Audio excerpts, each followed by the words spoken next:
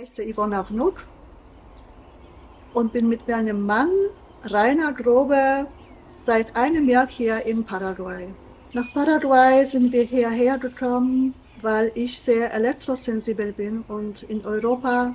Ich habe lange gesucht, wo ich leben kann und bin im Internet auf Paraguay gestoßen. Also bei meiner Recherche bin ich auf El Paraíso Verde gestoßen. Dann haben wir dort den Kontakt gesucht. Ich habe viele Seiten über El Paraíso Verde gesehen. Viele schöne Bilder mit glücklichen Menschen.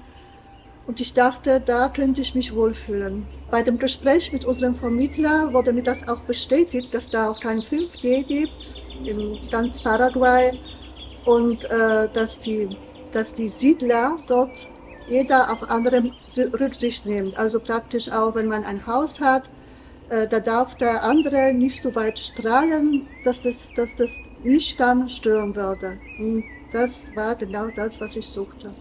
Der ausschlaggebende Punkt, aus Europa rauszugehen, war nur meine Elektrosensibilität. Ich wusste wirklich nicht mehr, wohin. Die Voraussetzung, um dahin zu kommen, war eine Investition und eine Inforeise und verschiedene Verträge zu unterschreiben. Das war so sogenannter Kondominiumvertrag. Bei der Infowoche wurde auch die Daueraufenthaltsgenehmigung dabei gemacht und die Cedula. Das sollte innerhalb von 2 Monaten fertig sein, spätestens in 3 Monaten. Die Investition war ein sogenanntes Vorsorgegrundstück, Strichkonto, von dem wir später ein Haus bauen hätten können. Und das Geld wäre dafür dann verwendet werden können. Vorsorgegrundstück war das deswegen so gewählt, weil anderes war schwierig, das Geld ins Paraguay reinzubringen. Wir hatten da kein Konto in Paraguay und das sollte dieses Vorsorgegrundstück genauso sein wie ein Konto, von dem man später Geld abheben kann für das, was man braucht im El Paraíso Verde. Für uns war das für ein Haus gedacht. Zu diesem Vorsorgegrundstück gab es noch eine Vereinbarung, dass wenn man nach 2 Jahren noch Geld drauf hat, man das zurückbekommt mit 13% Zinsen. Also praktisch noch eine gute Investition. Nach mehreren Gesprächen mit unserem Berater von El Paraíso Verde hat er uns soweit überzeugt, dass hier wirklich so ist, wie wir uns das vorstellen. Und im Anschluss dazu hat das Gespräch mit Erwin Anau gegeben, der uns versichert hat, dass ihm nur gut geht, wenn seinem Nachbar gut geht. Das war für uns das Ausschlaggebende, wo wir gesagt haben, wenn einer so denkt, ja, dann nichts als nur hin. Wir sind Ende Juli nach Paraguay gekommen, in El Paraíso Verde, um zu bleiben.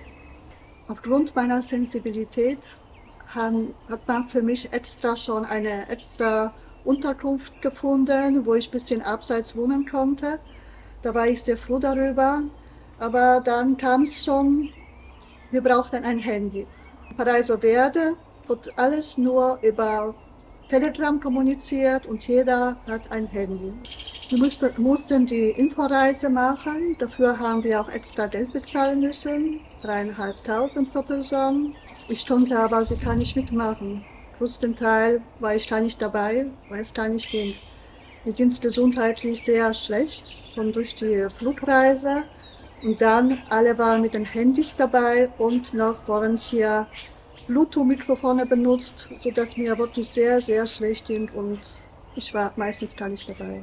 Ich war sehr enttäuscht und ich wusste, hier kann ich nicht bleiben. Die erste Zeit in Paraíso Verde hat sich für mich gar nicht gut angefühlt. Mir ging es schlecht. Ich war sehr enttäuscht, weil für elektrosensible Menschen war da überhaupt kein Platz. Nicht mal beim Essen. Da war auch schon WLAN und alle waren mit Handys da. Die größte Enttäuschung war für mich auch, dass man mir das alles versprochen hat vorher, wo ich noch in Bulgarien war. Da hat man mir das alles zugesagt. Ich habe gesagt, ich suche einen Platz, wo ich leben kann. Und dieses Platz war da nicht.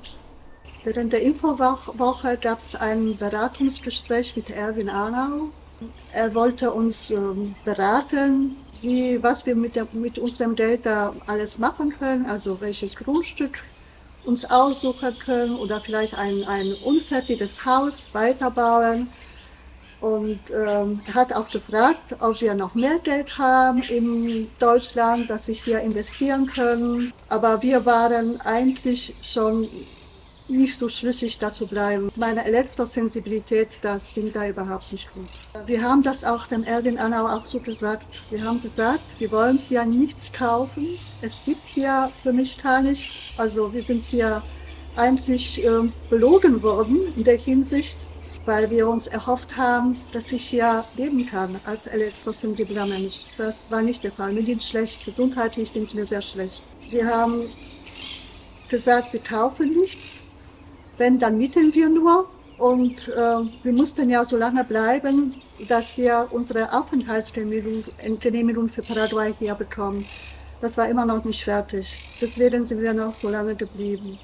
Abgesehen davon, dass mir gesundheitlich dort schlecht ging, haben wir auch gemerkt, hier gedrückte Stimmung von anderen Menschen. Nachfragen, wo wohnt ihr oder so. Alle haben erzählt hier, ja, unser Haus ist noch nicht fertig. Wir haben auch gesehen, viele unfertige Häuser.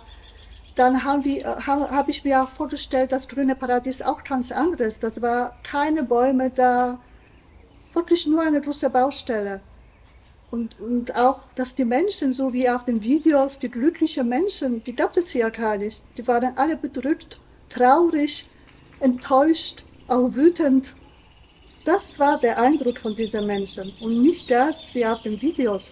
Wir haben uns verarscht gefühlt. Wir sind gekommen wegen meiner Gesundheit. Wir haben alles aufgegeben. Wir sind mit 3 Koffern hierher gekommen. Und jetzt, das war alles gelogen. Es ist nicht so, wie es sein sollte, wie es versprochen wurde. Nicht von den Beratern, nicht von Erwin, gar nichts.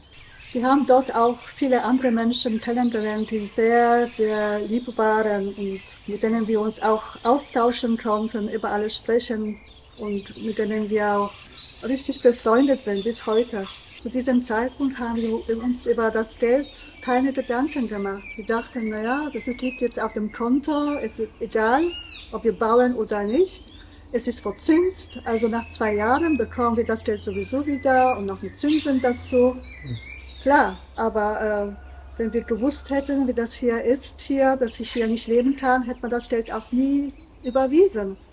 Mit anderen Menschen in Paraiso Werden, die ich gut kannte, habe ich mich immer ehrlich unterhalten können.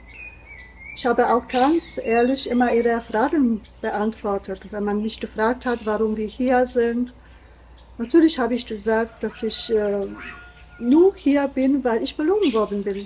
Bei unseren privaten Gesprächen haben wir dann mitbekommen, dass andere Leute auch mithören und dass es dann weitergetragen wurde zu Erwin und dem Vorstand. Das wurde nicht gern gesehen, wenn man Kritik geübt hat, wenn man was Kritisches erzählt hat. Im November wurden wir von unserer Vermieterin eingeladen. Wir haben gedacht, ja, da kommen noch ein paar Leute und da kann man uns nett unterhalten. Aber ganz schnell musste ich feststellen, dass das nicht so war. Wir wurden gemaßregelt, was man hier in El Paraiso Verde sagen und nicht sagen darf. Also sozusagen die Wahrheit, so wie ich das immer gesagt habe mit anderen Leuten, dass ich belogen worden bin, zum Beispiel, deswegen bin ich hier, das darf ich nicht sagen. Mir wurde auch vorgehalten, dass ich andere Investoren vergraulen würde und schlechte Stimmung machen würde. Das war aber überhaupt nicht meine Absicht. Ich habe einfach nur mit meinen Freunden geredet und meine Situation geschildert. Ich habe den Leuten bei dem Gespräch klargemacht, dass ich das nicht dulden werde, so überhaupt hier solche Gespräche zu führen und dass ich für sie auch nicht lügen werde. Jeder, der mich fragt, bekommt von mir eine ehrliche Antwort.